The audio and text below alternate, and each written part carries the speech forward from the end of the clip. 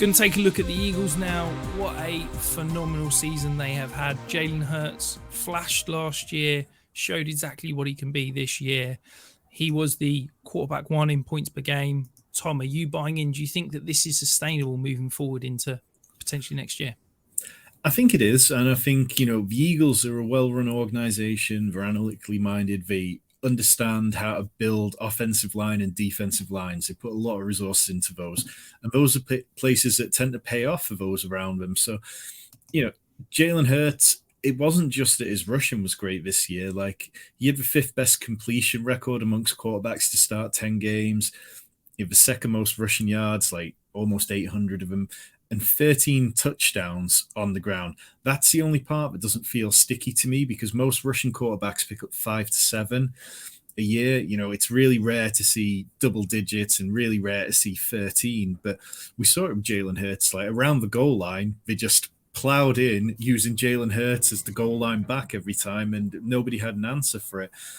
I do kind of think that this Eagles team next year might look slightly different in terms of they had the sixth easiest strength of schedule according to Football Outsiders. Next year they'll be playing first placed sort of division opponents and stuff. It's going to be harder for them, definitely.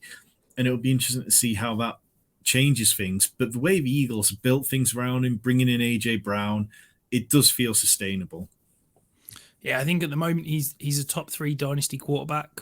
In Superflex leagues, top 3 dynasty quarterback means he's going for 4 first-round picks. Would you be happy paying that if you're pushing for a title? It's really difficult whenever you start talking about giving up more than 3 first-round picks for any player in dynasty. Like, I just think you're giving up so much resources that are going to drain you for a couple of years that it's really difficult. And if you're in a rebuild and you've got that many picks, that's the kind of depth that you can build out that's really going to change your roster anyway, and then you're not as reliant on one person. So it's not the kind of trade I'd make, but I wouldn't argue with anybody who did feel like making that trade. Yeah, and then moving across to the wide receivers. So, the big trade for A.J. Brown in the offseason, everybody expected him to produce, but Devonta Smith had a mind-blowingly good year. We've got him up on screen here. He was 5 top 12 weeks. He was 9th most catches, 8th most receiving yards, and was wide receiver 9 overall.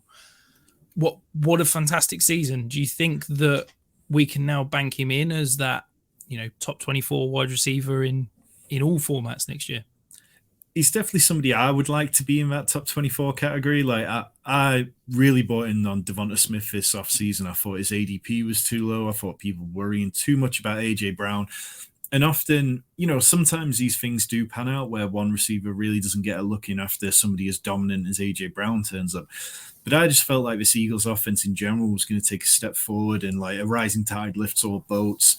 And he was fantastic. He really played out of his skin so many weeks. And I'd be completely fine with buying him at his current cost in Dynasty. And then the running back position, you hinted on potentially this offense looking slightly different next year. I think the running back position is one that's probably going to change.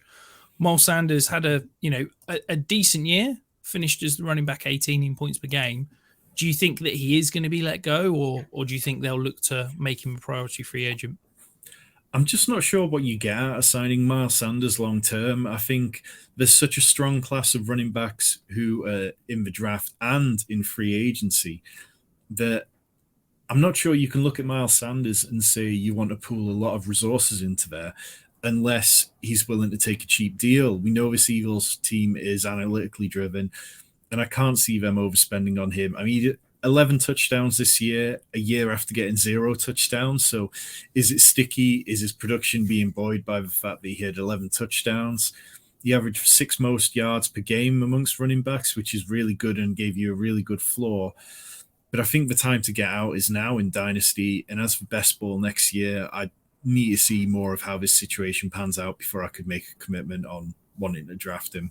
And then the final player we've not touched on, Dallas Goedert, was having a fantastic season before the injury, was tight in 5 in points per game. Do you think that he could potentially break into that elite tier next year? I would take him ahead of Kyle Pitts right now in best ball, not in Dynasty necessarily, but that's how high I am on Dallas Goedert. I thought he was having a fantastic season. He had the third most fantasy points over expected, behind only George Kittle and Travis Kelsey. He ran the second highest route percentage amongst tight ends. So he wasn't coming off the field. He was used a lot. They ran a lot of screens which were designed for him. And that's something which feels sticky. That's like, a core concept of their offense was them designing the screens. And when he went out, that some of that funneled to Devonta Smith. And it feels like Dallas Goedert during the playoffs is going to have a great run and his value's going to spike.